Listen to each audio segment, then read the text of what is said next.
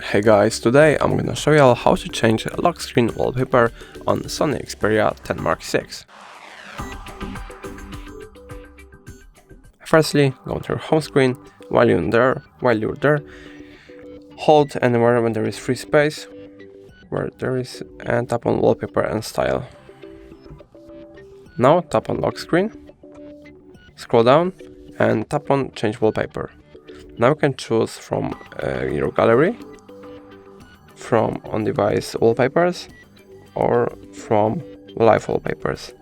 I would choose 3-bit steps wallpaper, and now all you have to do is tap on this little icon at the bottom and check and tap on home screen.